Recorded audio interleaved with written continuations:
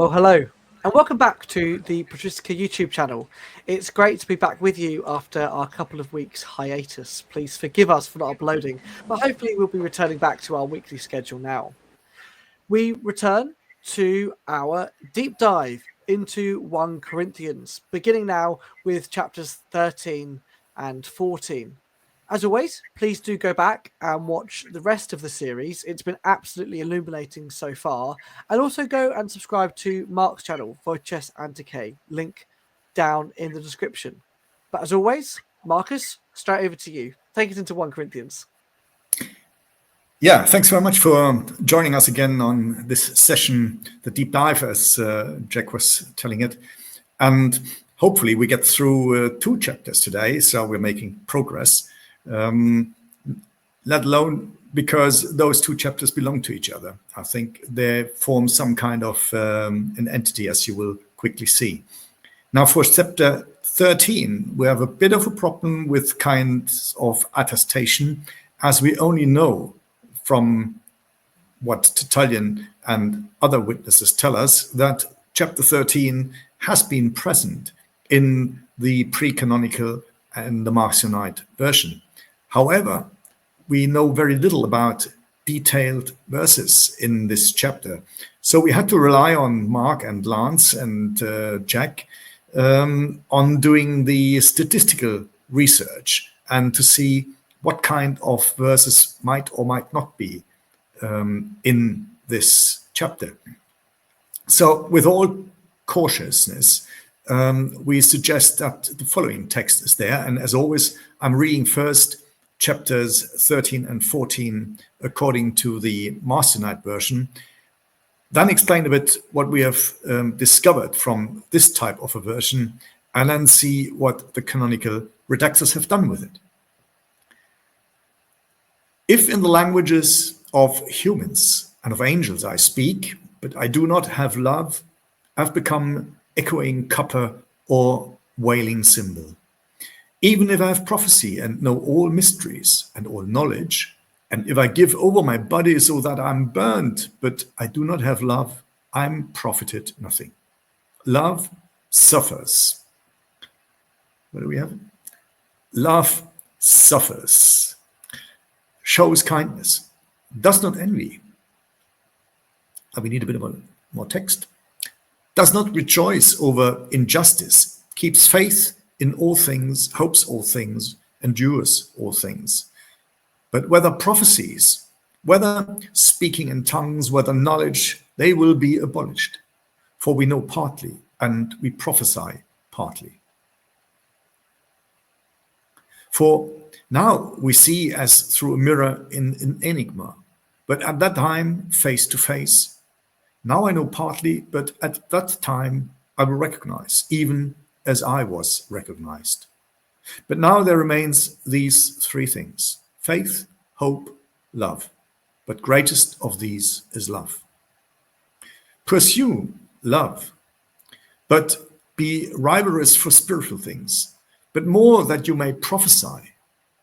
For the one speaking in tongues does not speak with humans, but with God. For no one hears, but the Spirit speaks mysteries. Now the one who prophesies speaks to humans for edification and exhortation and comfort. A bit more text. The one who speaks in tongues edifies himself or oneself. But the one who prophesies edifies God's church. But now, brothers and sisters, if I'm not speaking to you either in revelation or in knowledge or in prophecy or teaching, likewise, for the lifeless things, giving voice, whether a flute or a guitar, if they do not give distinction in tones, how will what is fluted or what is guitared be known? So also you through the tongues, if you do not give recognizable words, how will what is spoken be known? For you will be speaking into air. What is this then? I should pray in the spirit, but I should pray in the mind. I should sing in the spirit, but I should sing in the mind. For you, on the one hand, virtuously, are blessing, yet the other is not edified. But in assembly, I prefer to speak 5 words on account of the law, so that I may instruct others, rather than 10,000 words in tongues. In the law, it has been written that in other tongues and in other lips I will speak to this people. The woman in assembly should be silent, for it is not yielded to them to speak, but to be subordinate, as the law also says, unless they wish to learn. So then, the languages are a sign not to the faithful, but to the faithless, but prophecy not to the faithless, but to the faithful. But if all should prophesy, then enters some faithless one, and thus the hidden things of the heart of his will be visible. But if it be revealed to one another who is seated, let the first be silent, for you all are all capable of prophesying, one at a time, so that all may learn, all be exhorted, and prophets' spirit is subordinated to prophets. For it is not of disorder, but of peace.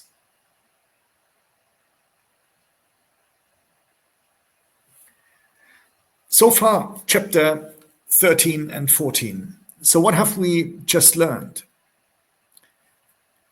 In the Marcionite version, it all starts that what we do in the community is guided by love. And he breaks it down into a kind of an antithesis. There is, on the one side, prophesying. And prophesying means you speak and edify the community. Prophesying also means that people understand what you're talking about. In contrast, speaking in tongues is a muddle because people don't understand it. So they need explanations. Love, however, is not an empty thing. It is filling people so that people profit from it. It shows kindness, but most of all, it is a speaking into the mind, into an understanding, so that people on the other side know what you want. And it is clear that speaking as a prophet is a job for everyone in the community. Then he has this surpassing way of love. And when we now go to the probably most important difference between the 2 chapters we will see later when we go down into those hard issues about what about women and what about speaking in tongues. But let me start by going back to the beginnings of chapter 13 here.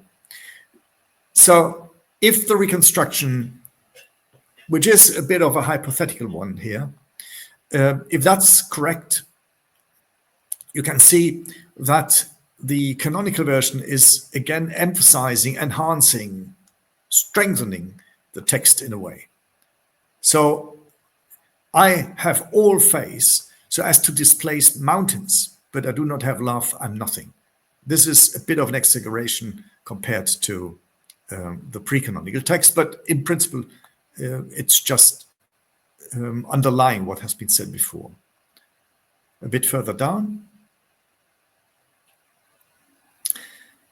in verses 4 and 5, what do we have on the canonical level? Love suffers long. Yes, love shows kindness and does not envy. I guess that's also what we have in the pre-canonical text. But then you see, it starts, does not flaunt itself, does not puff itself up, does not act disgracefully, does not seek the things oneself, is not provoked, does not count upon evil. It's, again, it's an emphasizing. It's almost like a rhetorical tool, more used from a person who speaks in front of a congregation rather than having a discourse. Further down,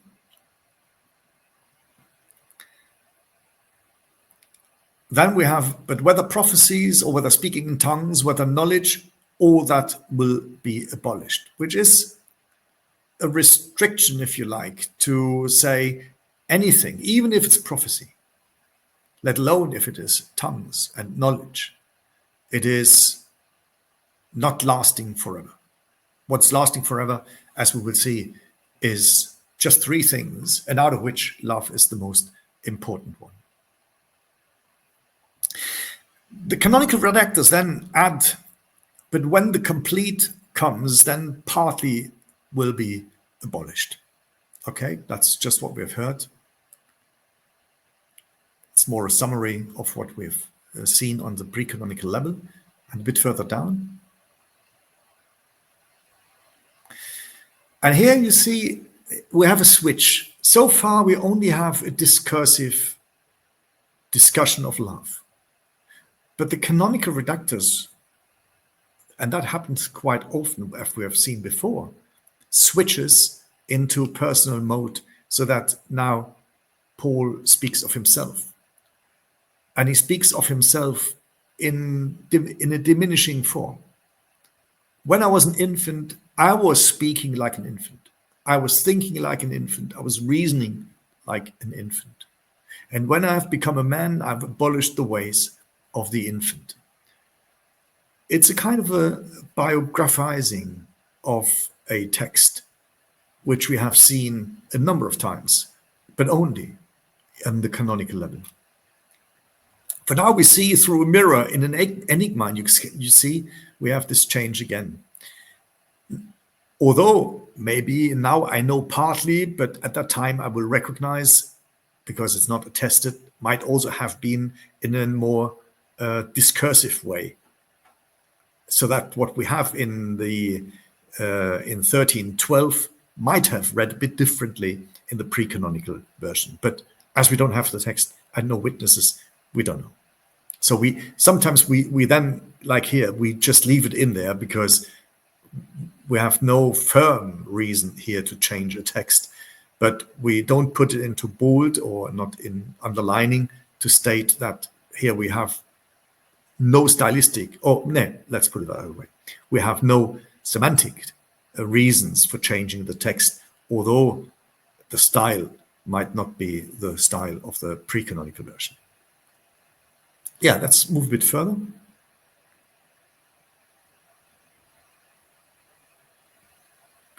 And you can see pursue love is the link between these two chapters. And we now come into the question, this distinction I mentioned before between, on the one side, prophesying, and on the other side, speaking in tongues. And chapter 14, as in other places, the pre-canonical version is, let's say, skeptical. One might even say a bit hostile to speaking in tongues. Here it is as if a person does not even speak to the people around him, not speaking with humans, but it's like an internal speaking with the divine, with God and the mysteries and the spirits. I don't think that pre-canonically speaking in tongues is just rejected, but it is preserved for somebody who speaks in prayer directly to God. There, speaking in tongues might have a place, but not in the community, not in the public. And that's why it carries on that no one who prophesies speaks to humans for edification and exhortation and comfort. But now the one who prophesies speaks to humans for edification, exhortation, and comfort. So that's the job of a prophet as being described here. And a bit further down,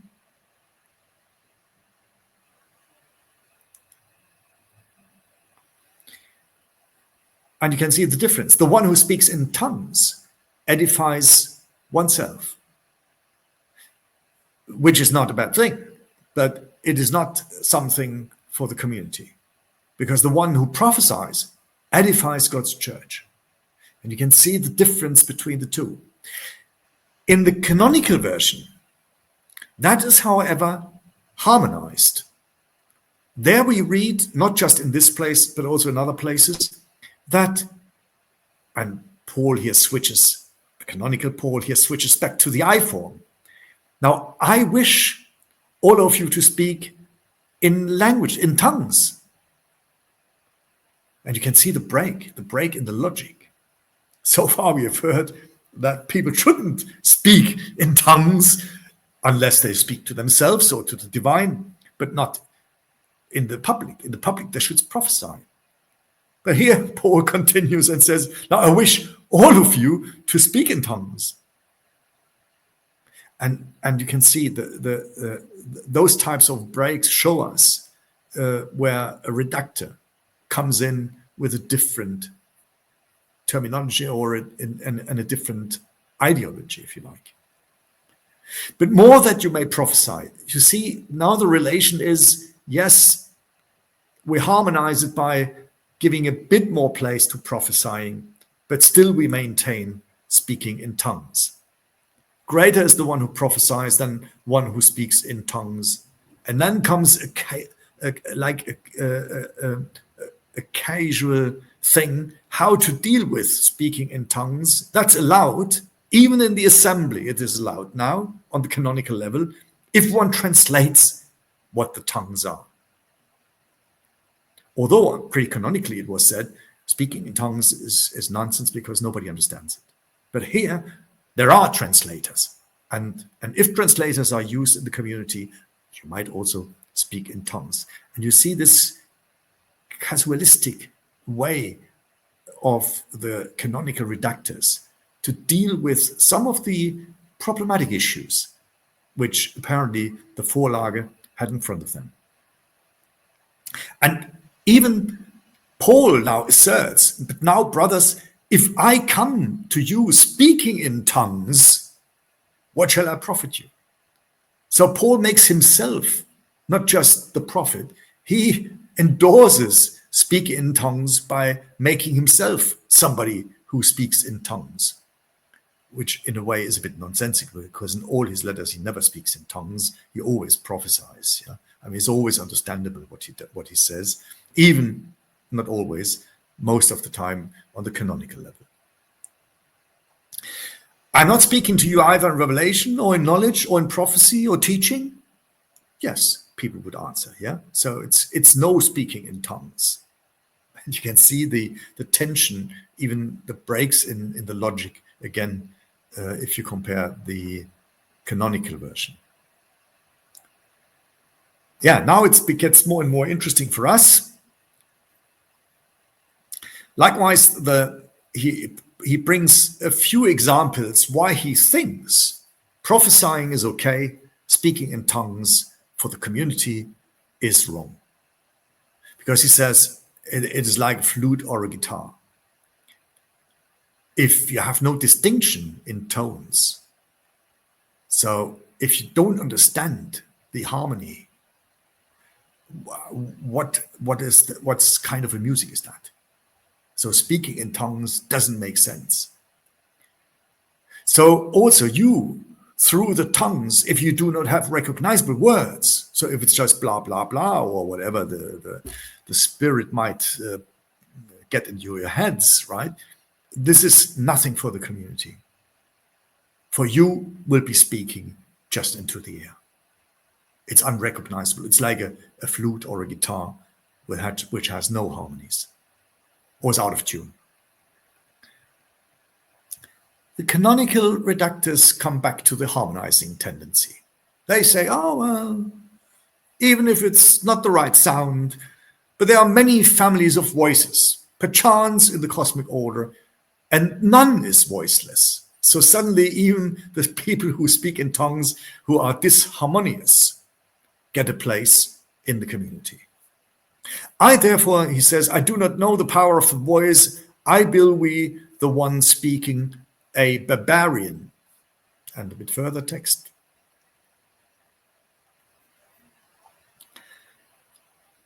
And the one speaking a barbarian to me. So also you, since you are rivalrous of spiritual things, be rivalrous for the edification of the assembly, so that you may abound.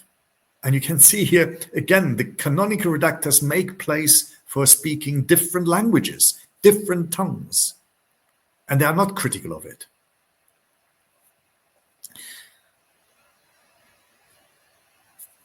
Therefore, let the one who speaks in tongues pray that one may translate. The translator comes back.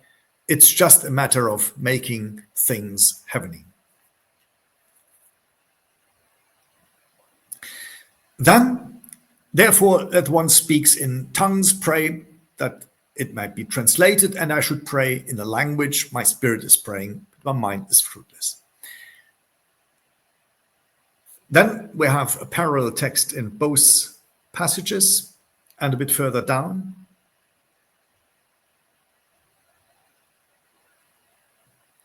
Since if you bless in spirit, how will we, the one who fills the place of the commoner, say the Amen over your gratitude, since one does not know what you are saying? For you on the one hand virtually are blessing, yet the other is not edified.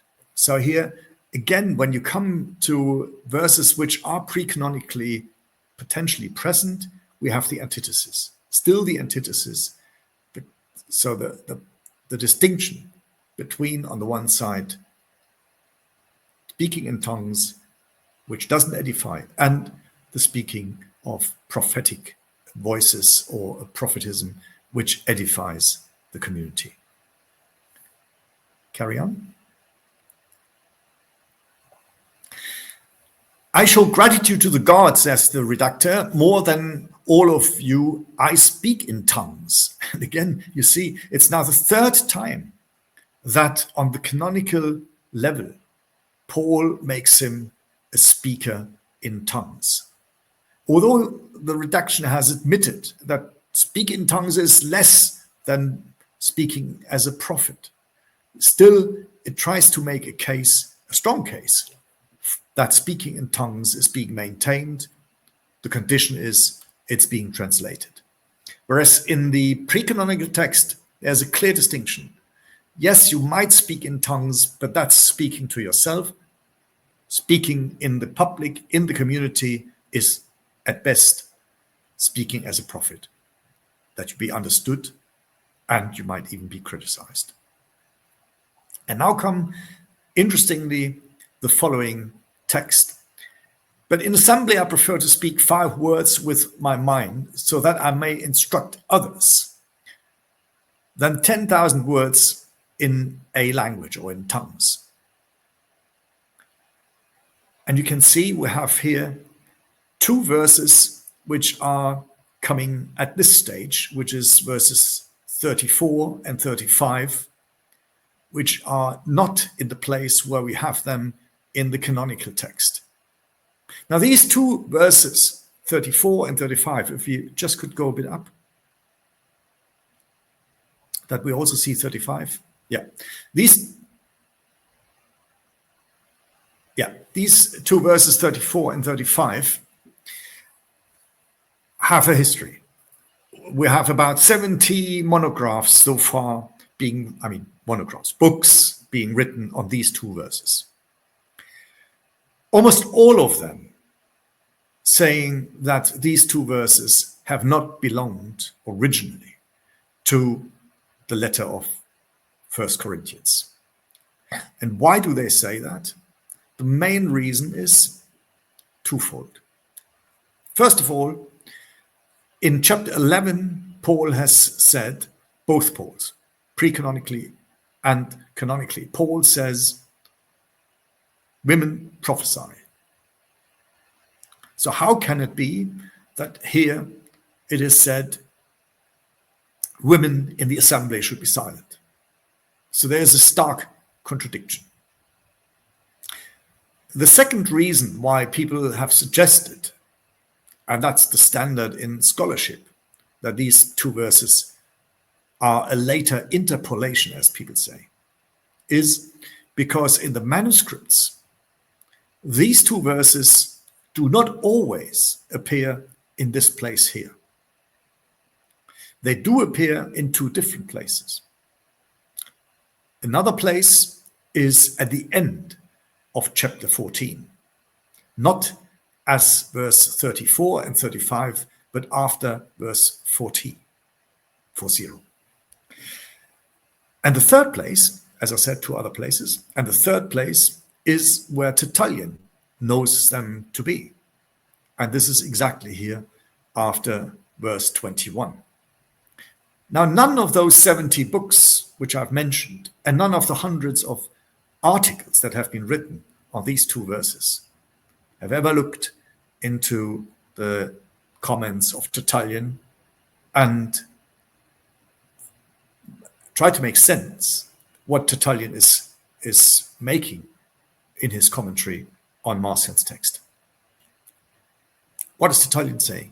He says, Marcion has these verses after 1421. And what is he doing with these verses in this place? He is rejecting the law. He is breaking down what is being said in the Torah. And hence he rejects what is being said in these verses. If we just can move a bit up. Yeah. No, sorry. So that we have verse 20 and 21 and following. Yeah, that's fine. Yeah. So what do we have here?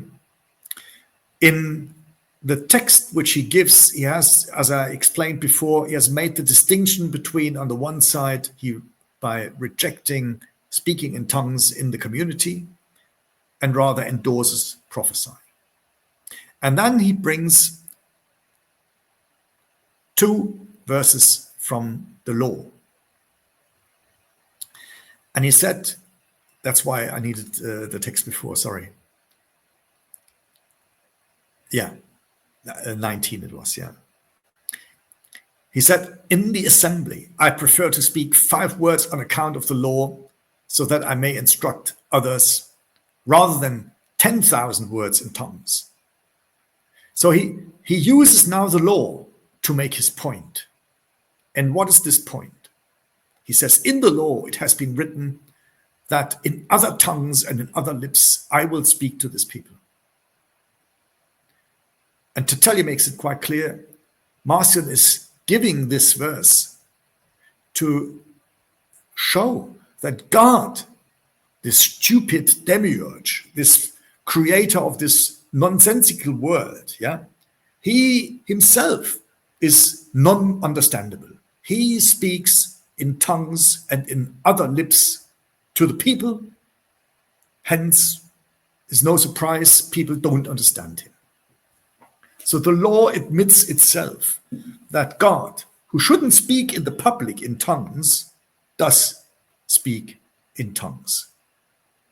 And that's why, as Tertullian says, he laughs about the law, because he thinks the law is nonsense. I mean, even the law portrays God as a speaker in tongues in the assembly, in the public. And that's why people don't understand him. And then comes a second quote from the law, which is as nonsensical in the sense of Marcion. And this is a quote where it is said in the law, the women in assembly should be silent, for it is not yielded to them to speak, but to be subordinate, as the law also says, and you can see, unless they wish to learn according to the law. So what is Marcion in his chapter 14 doing? Or the Paul he has in front of him, I don't know, at least the text as we have it makes it clear. There are 2 verses in the Torah which are utter testimonies how nonsensical this law is. God speaks in tongues, and the law forbids women to prophesy unless they are being taught by men. So this is why Tertullian and also Epiphanius say that Marcion, with this location of these verses, destroys the law. Now you can understand why the redactors, who are of the same opinion apparently as Tertullian and later Epiphanius, had to deal with this chapter. And the solutions they have is they cut out those two verses from this place.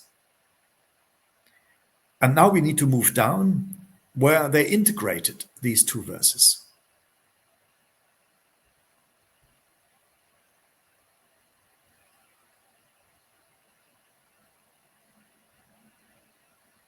Here they come. One of the rules of the canonical redaction, and it is a rule which applies not just for the redaction of the New Testament writings here, it is quite often a rule in other redactional activities that we can notice in patristic literature. People are careful with what has been written. So they're not just omitting stuff, but rather they try to make use of it, like here. So they place it in a different place after verse 33. How does it read now? Completely different, as you will see. So that all may learn and all be exhorted, and the prophets and spirits are subordinated to the prophets, for the God is not of disorder, but a God of peace. And now the redactors add, as in all the assemblies of the devotees, let the woman or the women in the assemblies be silent, for it's not yielded to them to speak, but let them be subordinated, even as the law also says. And you can see a redactional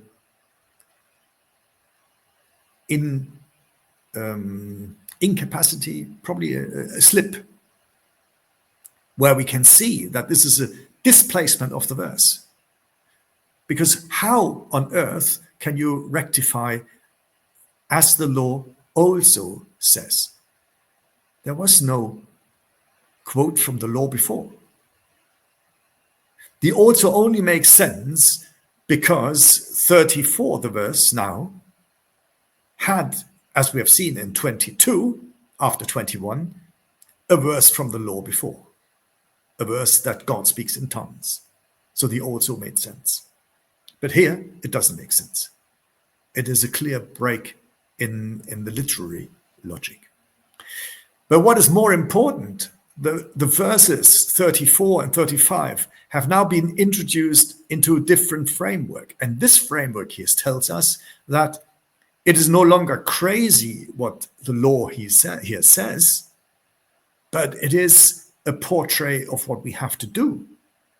So it is 180% the opposite of what the pre-canonical text wanted to do, in the sense of Tertullian, of course. It is a restoration of the law. Whereas Marcion destroyed the law, the canonical redactors uphold the law, namely a dis and subjugation of women. If you wish to learn, let them inquire at home to their own husbands, for it is shameful for a woman to speak in assembly. Despite the stark contrast to what even the canonical Paul in chapter 11 has said, that women speak in the public. Here we have a clear indication that women should not speak, particularly not speak as prophetesses in the assembly. When we go down to the end of chapter 14,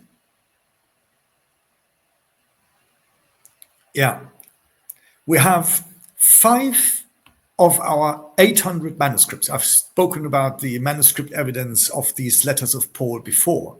In total, we have about 800 papyri and manuscripts. 5 out of these 800 manuscripts have these 2 verses, which I've mentioned, 34 and 35 today, in 1440 following. And here you will see, so then, brothers, be rivalrous to prophesy, and do not prevent speaking in tongues.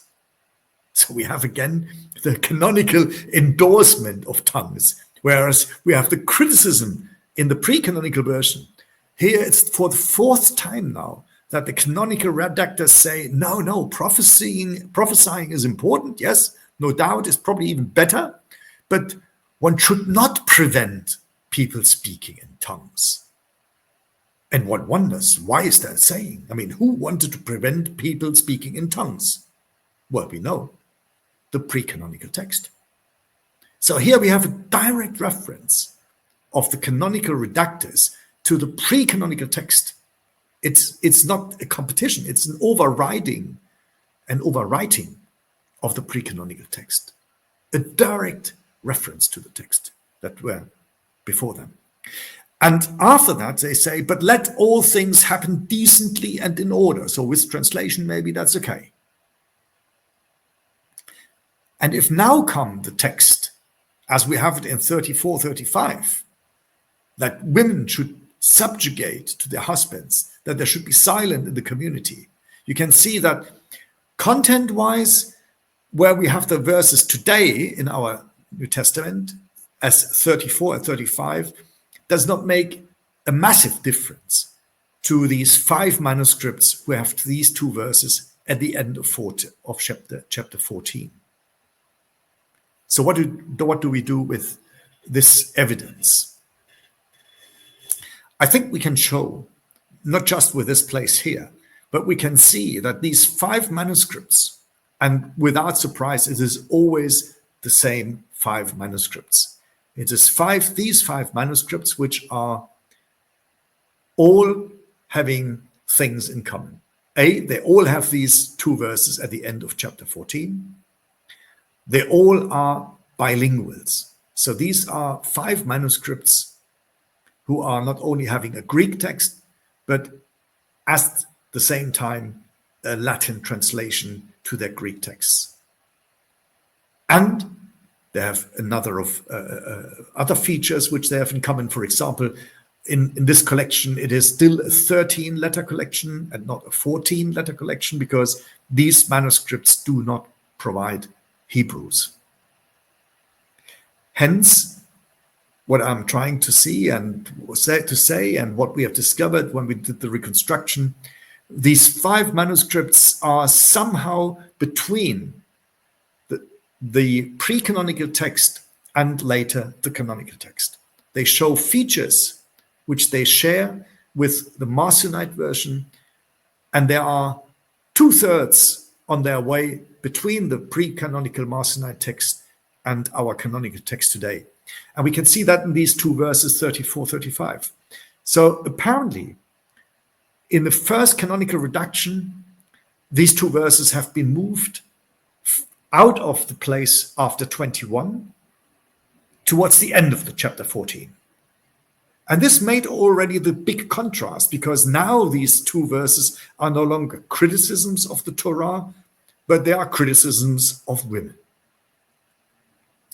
In a second canonical redaction, when Hebrews was added to the Pauline letters, in the remaining 795 manuscripts that we have always Hebrews, and with always the 2 verses at the place where we have them today in 34, 35. So they were even more integrated into chapter 14, even though, as we have seen, giving the same message for women to shut up and to subjugate.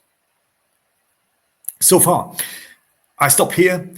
I hope I have shown to some extent how we move from a women prophesying text and of a non-patriarchal text of Paul in the pre-canonical tradition, somebody who speaks of prophets in high regards, who has speaking in tongues as a private business between yourself and the divine. And we move via those 5 manuscripts without Hebrews to a 14-letter collection, to a second redaction where we have Hebrews now, and where again these 2 verses, like already in the 13-letter collection, become even more integrated, more placed into the center of chapter 14, and the patriarchalism, which subjugates women and gives them a silent place in the community, is even more established. And that's where we are today. So I think those books who try to explain to us that these 2 verses were later interpolations are wrong. I think these verses, as we can see, because they were present when Tertullian commented on Marcion's text. So I think they were there in the beginning, but they were there just the way Tertullian interprets it, namely as destruction of the law, as a rejection of what these two verses were telling, or three verses were telling us. But now they're telling us exactly what Tertullian wanted us to read, namely a rejection of women. I still find it really interesting on the subject of tongues that the two fathers who tell us about tongues are Irenaeus and Tertullian, who are also two figures who appear quite a lot in our conversations about Marcion and things related to being non-Marcionite. And I suppose that one of the on the other side of it thing I find interesting is that when you look at some of what we call the Apostolic Fathers, Ignatius, Polycarp, whatever, they are also not as aware of this tradition, if at all, of tongues and things of that nature. And so, assuming that these texts don't know the tradition, and the authors therefore didn't include it because they didn't know it, isn't it funny as well that actually, if this text is as we think, that it progresses into the canonical form with people like Irenaeus after Marcion's original text, that actually this writing about tongues comes at quite a difficult time if we think also about Montanism and the emergence of tongues and its significance and role in supposedly, according to Eusebius, in that new sect. And so to what extent do you think that this is actually a really risky text for canonical redactors to be putting out there with relation to tongues? Does it not play into the hands of the Montanists to put Paul in that tradition? I appreciate that for Marcion, he couldn't be used as an example of Montanist tradition in that way. Of course, it played into the hands of Montanism, but as we know, Tertullian himself reckons to be part of the Phrygians, of the Montanists, as we call them. So for him, this was up his sleeves. I mean, he loved the canonical tradition. For Irenaeus, he has no issue with the Montanists. I mean, not a big issue, at least. Yeah, he might not have loved that kind of women specialists, but for him, it was, I think, a kind of a tradition which is a Montanist influence, certainly also in Irenaeus, as we have a Gnostic influence in Irenaeus. Yeah, so we have this kind of a tradition whereby male people, and that's maybe the type of Montanism that he might have accepted. Yeah, and it is also the kind of Montanism that Tertullian rather emphasized, because he's not a big lover of women's authority, as we know. Yeah. Even more so, it's interesting that he still joins this Montanist movement, quite surprisingly for us, that he endorses it. And that shows us again that the borders are, with Irenaeus, just like with Tertullian, are not between heretics and Orthodox. It goes just square shape, yeah? So we have people like Irenaeus who are slightly skeptical about Montanism, but then they endorse elements of Montanism. Just as Tertullian fully endorses the Montanist view of the prophetism of women, yeah? And yet he loves talking in tongues, yeah? At least he endorses that type of speaking. He reckons, and he has harsh words for the Roman Church. So he's not a big fan, at least in the later years. And when he writes the books against Marcion, we have particularly these books, we have an explicit statement that he dismisses the psyche people from the Church of Rome. So he has no good words for Rome. And still he thinks he is the Orthodox.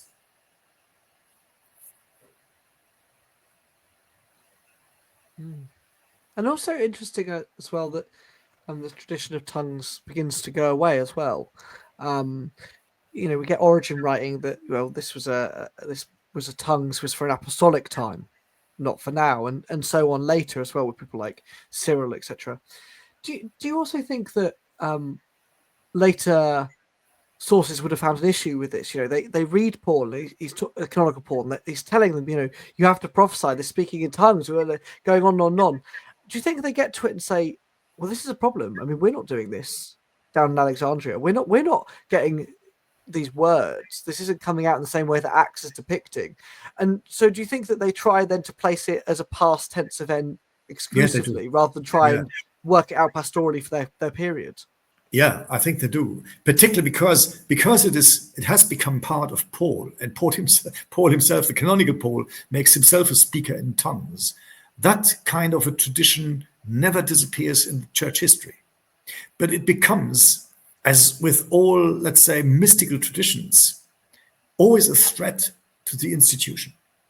So interestingly, it is first the institutional and canonical reduction that brings it in, because we don't have it in the pre-canonical version.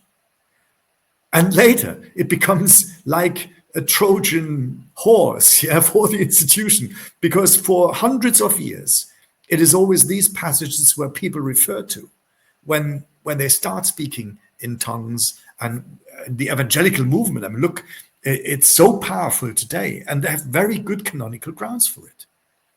So then why don't Irenaean schools, or these later, whoever is involved in the canonical redaction phase, why don't they introduce a clear, not that Irenaeus necessarily has one, but a threefold hierarchy, or at worst, a very clear monoepiscopacy, or just a office-based structure, rather than the role of charismatic tongue speakers, as it were? Why would it be in their interest to do that, rather than say, well, look, I'm a bishop, so bishop's number one? Why would they not introduce that into a but that is quite if I may say, it's quite an anachronistic approach. It's like saying with the emperors, oh, we are now the emperors, we have all power. No, it took a while until a post and position becomes recognized. It's not easy. And we lived apparently in early Christian times and in the Jewish times. We lived with people, and that's why even the pre-canonical reductors have to deal with this issue of tongues, speaking in tongues. Speaking in tongues was part of the Jewish tradition, as we have it in those verses from the Torah. So it was not something alien to the Jewish practice. And it's very difficult to get rid of something which people practice.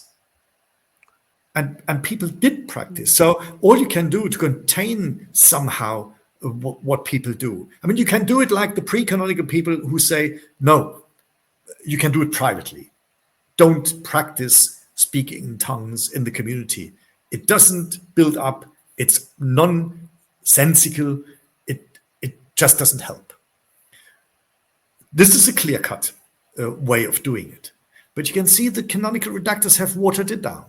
They said, the prophesying is better, but then speaking in tongues is allowed.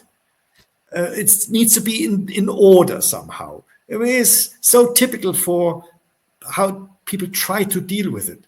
Unless you're a big Trump bulldozer and you say, no, it's all my view, and all the rest is nonsense, or enemies, or stupids, But usually politics doesn't work that way. And if it works that way, it doesn't work for long. And that you can see in Marcion. The Marcionite church wasn't very successful, right? Because it was clear-cut in many ways. Too clear-cut. It was too ascetic. It was too non-political, if you say, and non-economic.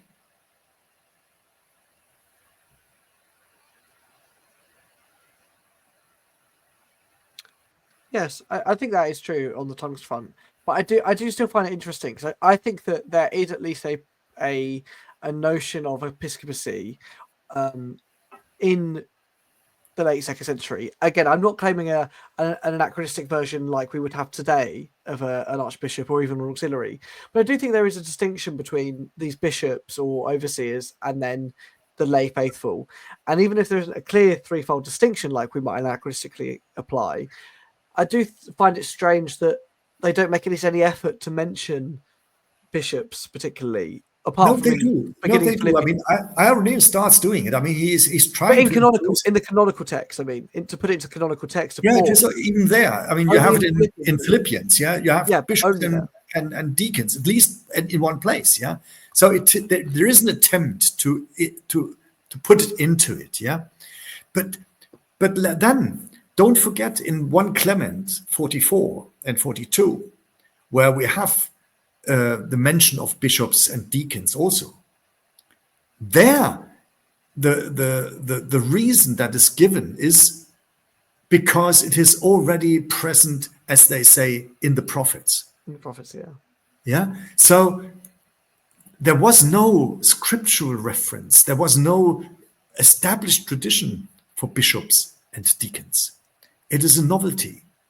And even in First Clement, he says, because it is no novelty, because we have it in the prophets. I mean, for any sensible reader that reads, it is a novelty, but if you think it is not a novelty, you can prove it because we have it in the prophets. Of course, the prophets says something quite different, but Clement ignores that, right? So it is for the time helpful, for us an unhelpful reasoning, and it only shows that we are dealing with the creation of a structure in the church which takes time. And you can see it in the Ignatian letters. The 3 letters do not provide that structure. The 7 letters try to endorse it. And I think if there is one writing that utterly endorse it, and maybe that's the reason why these letters are so explicit, then it's the 7-letter collection of Ignatius. That's true, because even Justin Martyr makes clear that the role of deacon, for example, is a sort of a neologism. I mean, it's he says the so-called deacons, yeah. Yeah, and then it goes on to explain what it is. Yeah. Yeah. But again, like I say, I think it's interesting that it's not a concerted attempt in Paul to try and retrospectively place them into an earlier period, apart from in Philippians. And I would like to sort of I tell you why I think that's not the case. Because quite often, and we had it today when we have this direct reference, you should not discard speaking in tongues. The people who redacted these texts must have known that the pre-canonical texts were still known as a collection and still had some authority. And they do everything they can to build on that collection and to make it their foundation. So I think it is too easy for us to think, oh, well, here come Irenaeus and he can put out anything he likes and people will buy into it. No, I think there was a big effort to make people believe. And as I said in our pre-discussion before we went live, Irenaeus has great difficulties. When he writes to his audience, and particularly this one anonymous person who, as he says, has required him to write and probably also paid for it, he has great difficulties to make his voice heard, because that person apparently was of a different opinion.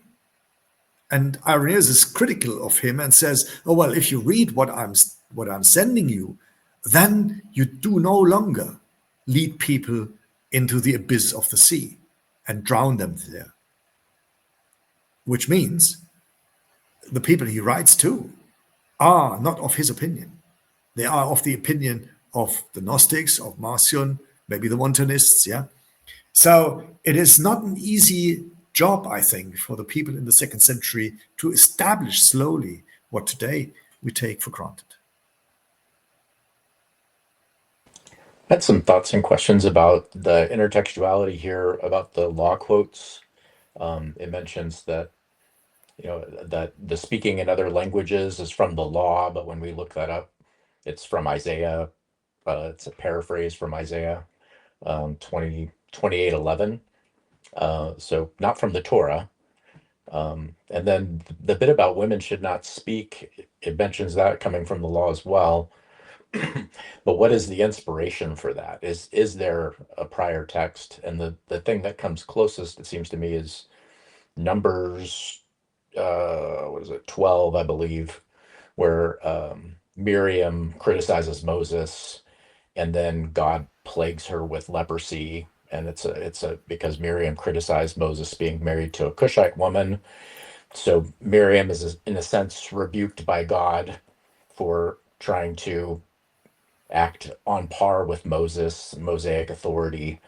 So in light of, what do you think about those potential intertextual connections? I was thinking about, there's sort of a either ignorance or just a non-technical notion of the law, where it's more custom, maybe, in this sense. If it's a paraphrase of Isaiah in the one case, that's not Torah, so they're not using law in the technical sense of Torah, Nevi'im, and bifurcating the two. It's more Torah, maybe, or law, namas, as custom, maybe the custom of the people. But what do you think about the Miriam prior text as a potential antecedent to this discourse? Yeah, I think you're right. I mean, when he here speaks about the law, he has a broader view of the law, because he's making up. I think he's making up, and maybe he is even combining a law text from the Torah with a prophetic text, because he's against both. He thinks the Torah is as lunatic as the prophets are. Yeah, and he makes a good case here by combining these two texts. Yeah. With this other interconnections that you mentioned. So it is, in a way, the way of Jewish practice more than just a reference to texts, if you like.